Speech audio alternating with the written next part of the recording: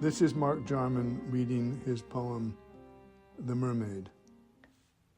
At Avenue C below the lifeguard tower, that silver body of the coiled bonita flowed with her silver hair, La Bonita, my catch in whose green eyes I saw my face. In the surf caster's bucket I saw my face and hers drawn by the line out of the water. We were both living creatures from the water, half human and half human on one shore. But which of us was welcome on the shore of recognition?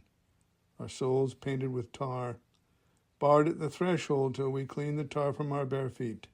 We both came home.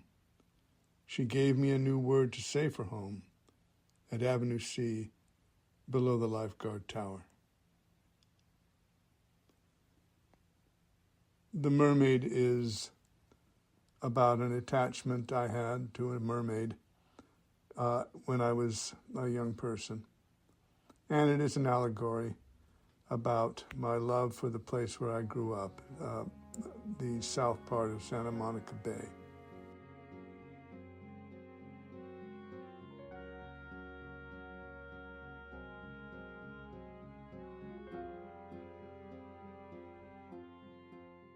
On Thursday, May 29th and Friday, May 30th at 7:30 p.m. at the Frederick Lowe Black Box Theater, University of Redlands, the Department of Theater and Dance will stage Acts of Kindness, a documentary-style play exploring the aftermath of the mass shooting at El Paso, Texas, ahead of the production's international debut at the Edinburgh Festival Fringe. The play is written by Gregory Ramos, and you can get tickets at ticketsource.com/University of Redlands Theater. Come out and support community theater and see a powerful play. Acts of Kindness is based on interviews that I conducted in the city of El Paso, Texas after the 2019 mass shooting at a Walmart. I wrote Acts of Kindness for a number of reasons. I wrote it to raise awareness about gun control. I wrote it as an homage to my Mexican heritage, as a Valentine to the beautiful city of El Paso, Texas, and to remind people about community, that we need each other, maybe now more than ever.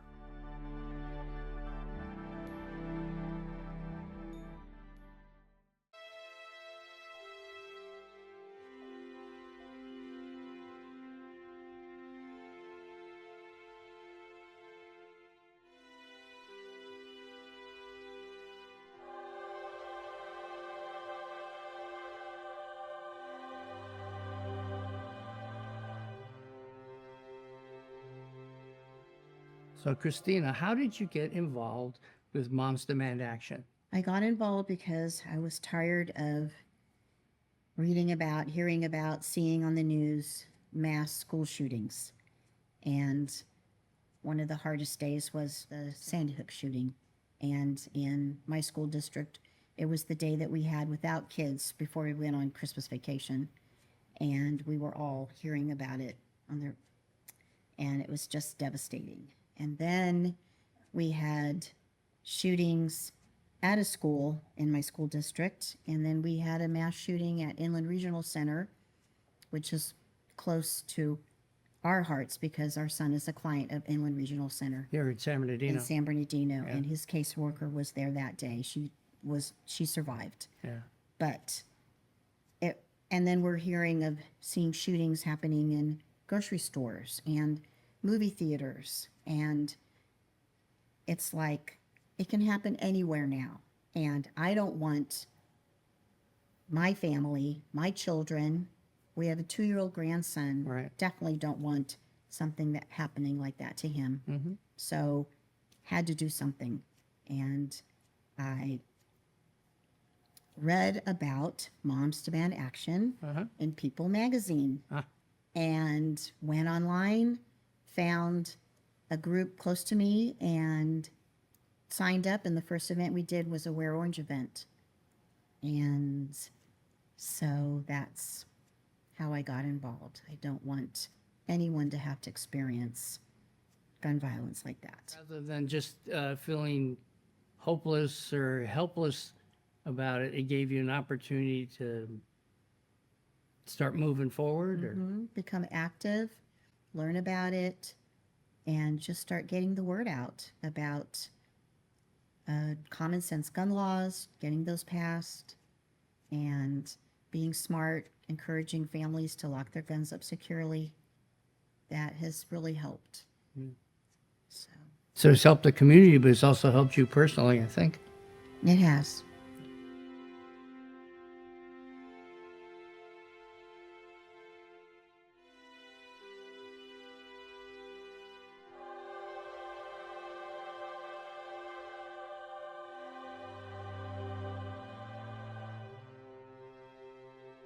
Wear Orange is an event that's going to be on June 6th. Christina, what's Wear Orange all about? Wear Orange is a national event that began in 2015. Hadia Pendleton at President Obama's second inauguration. And a week later in Chicago, she was shot and killed in a park. And her friends decided they did not want that to go unnoticed. They wanted to honor her.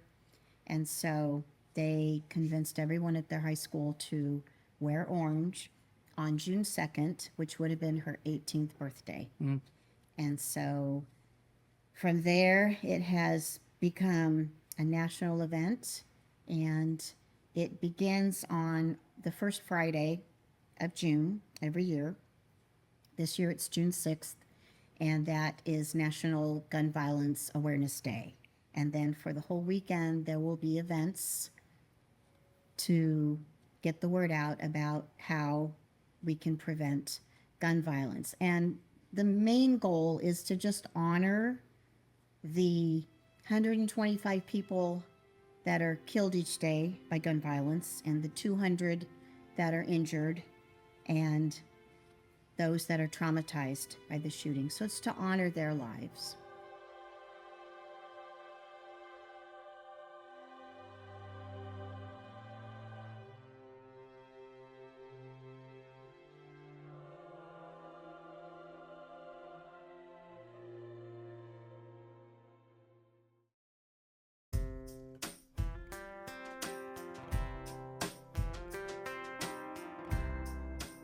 Welcome to a very special At the Movies edition of Dylan Box. Dylan Box. I'm your co-host, Ryan Harsh. And I'm Chris LeRoy.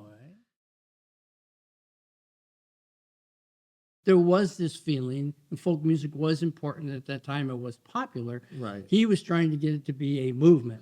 Dylan, even in the first car ride with him, he's listening to the radio and he's listening to rock and roll stuff. And he's like, what is this? Yeah. If it needs all that electric stuff, it's not so good, says Pete Seeger. And Dylan says, well, I kind of like it. It's fun. That's all you need to know about his rationale. But you see, too, I think two things the movie does really well for me that I saw, I think I gained a deeper understanding is one, why the folk community was so upset when he switched over. Yeah. Right. And and you get it, right? Cause you get to see so much of Pete Seeger and where he's coming from. Right. And there's that. And there's also how the second thing is that how deeply rooted in the blues, the changeover to the electric, music. Cause then the movie shows that really well. Yeah. How he from that scene you're talking about, but then later on, there's little things that come up that show that basically he was just doing electric blues. Yeah. And that's what he wanted to do. Right. And yet, when he's singing, these times are changing, right? Uh-huh. The festival, everyone joins in, and Pete Seeger's so happy, and it's here's the pinnacle. Look, he's done it. He's going to be this wonderful tool for change. Yes. And everyone was happy except for Dylan. He was ready to change. Yeah. Already. Yeah, he didn't like it right off the bat. Right. So I think all those are true. All those things really did happen. Just the nuance of scene by scene. Was this the conversation? Was this, that film didn't feel slaved to that. Right. We need to give the details. Yeah. And I think it's more of a free film because of it. I mean, and then even the scene with the little things I found were great, like how they made Rolling Stone.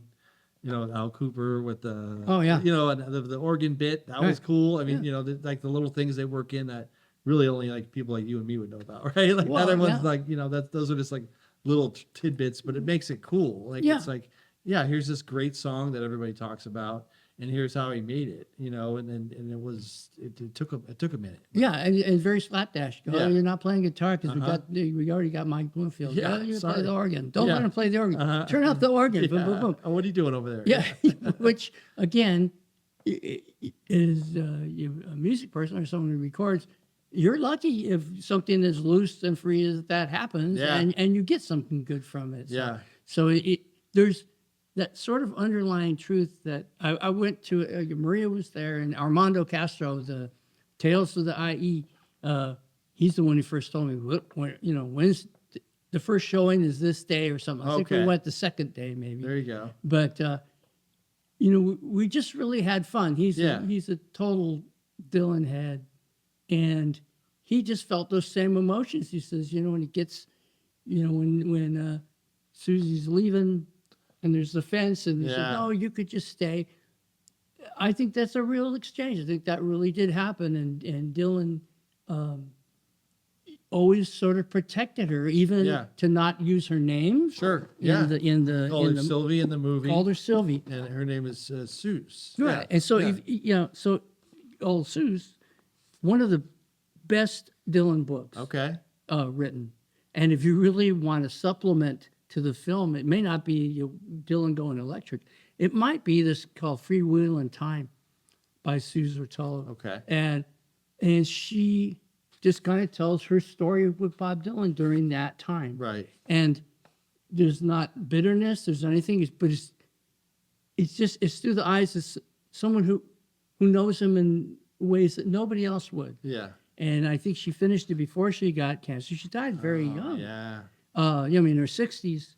But there's a kind of a freewheeling nature about Right. this, to where you can understand how he takes advantage of all sorts of people. Sure. And he's this kind of jerk and all this thing.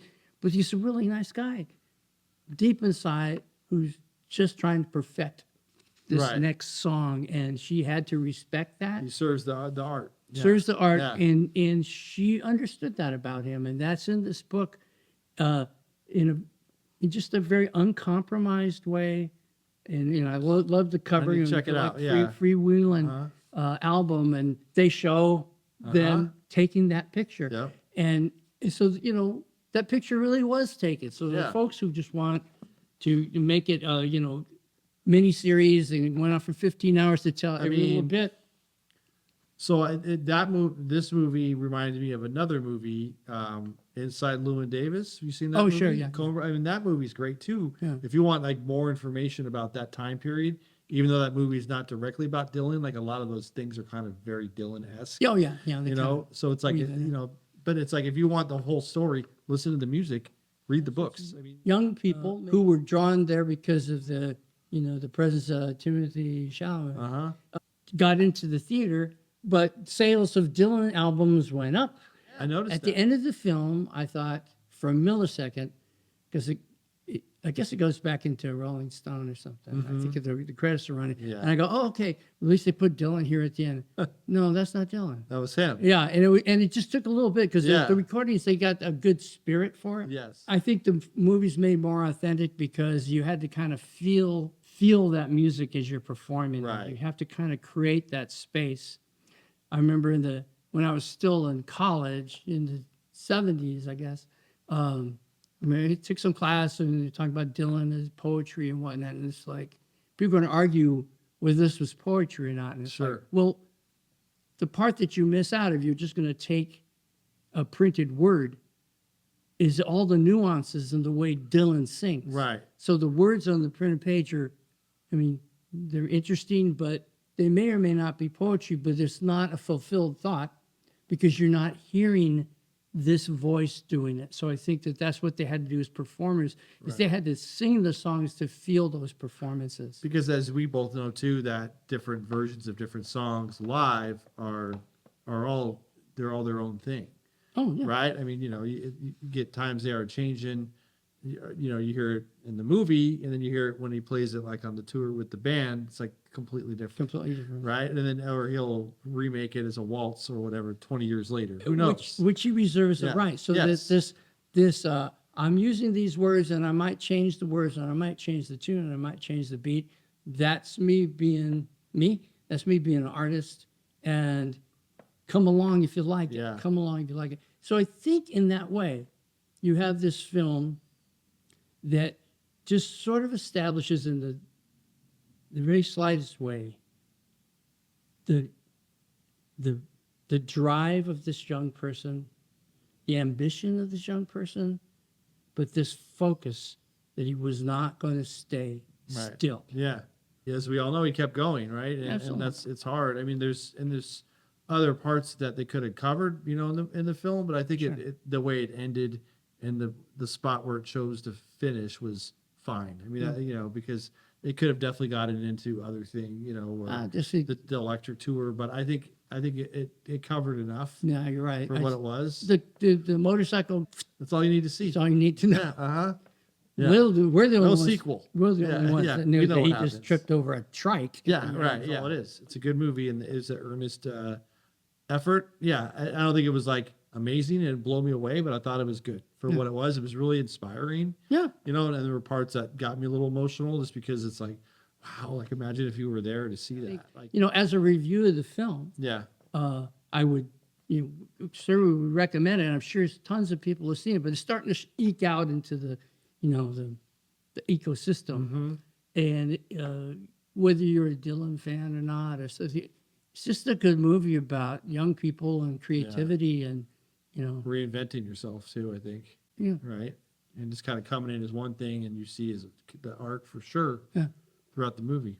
And it's wonderful to see. Yeah. Thumbs up. 2 thumbs up. 2 thumbs up. So- No sideways here. Yeah, Or exactly. thumbs down. And make sure to read this book, A Free Will in Time, a memoir of Greenwich Village in the 60s. Okay. Because it's about the place and time. That's one I have not read. So yeah. Oh, or even good. have. Yeah. You're gonna love this Okay. book. Because I think it's a good prequel, sequel to what that movie's about. If you want to get a little bit deeper into the feeling of that, Yeah. because it's an important time. So once again, thank you so much for being here. I'm Ryan Harsh, Chris LeRoy. and you've seen a very special edition of Dylan Box at the Movies.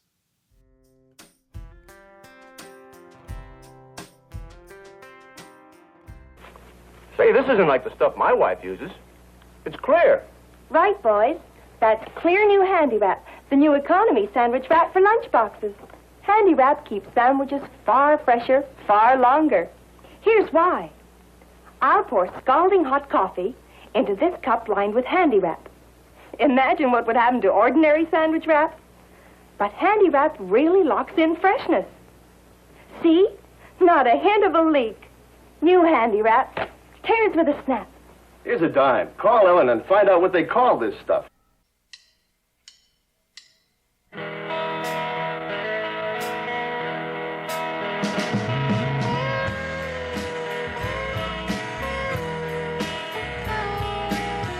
There's no happy ever after. Here we're trying to survive.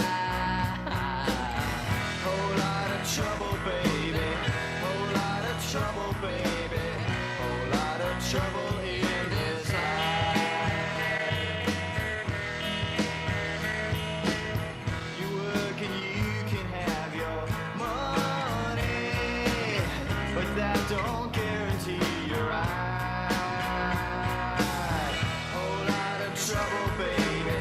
Whole lot of trouble, baby. Whole lot of trouble in this life.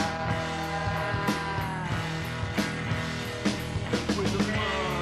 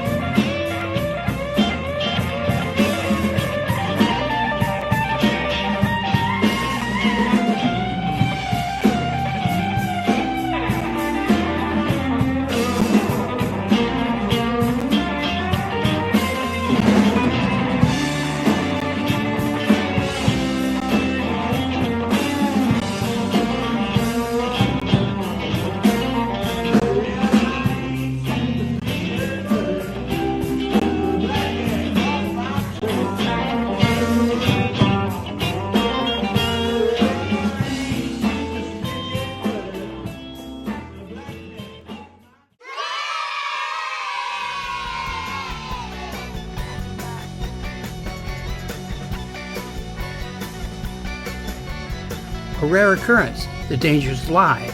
In Riverside, the Packing House Brewery. That's Friday, May 30th, 7:30 we start and we go till about 4 in the morning, so you got to get there early. We'll see you there.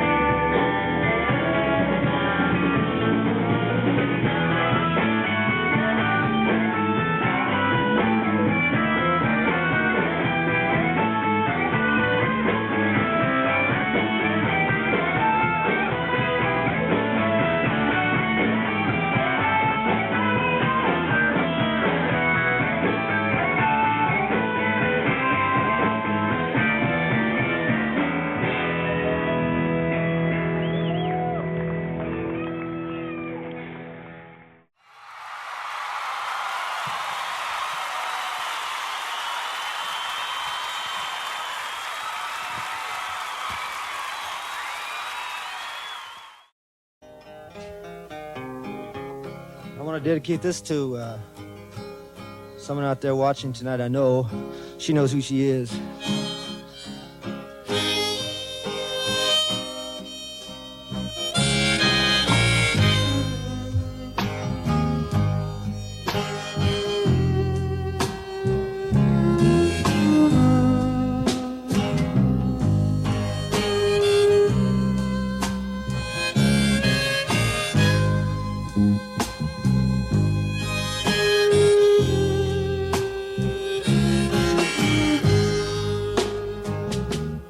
Oh, sister, when I come to lie in your arms, you should not treat me like a stranger.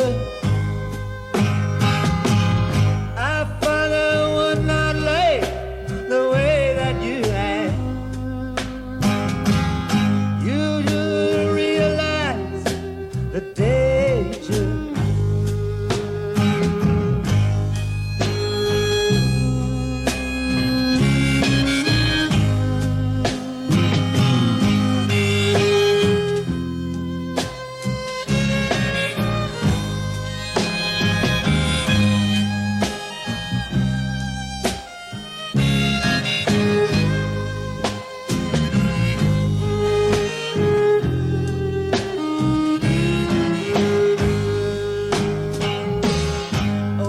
Sister, am I not a brother to you?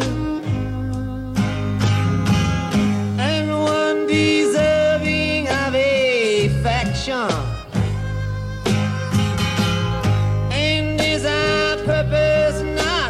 same on this earth.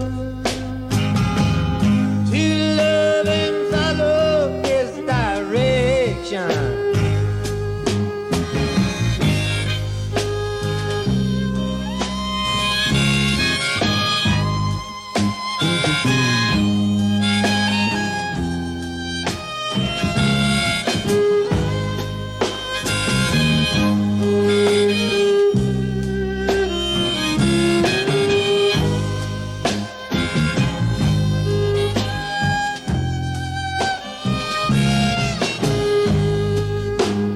We grew up together from the cradle to the grave.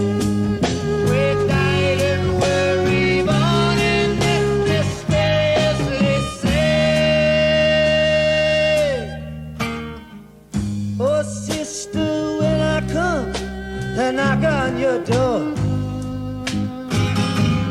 don't turn away, you'll create sorrow. Time is an ocean, but it ends at the shore. You may not see me tomorrow.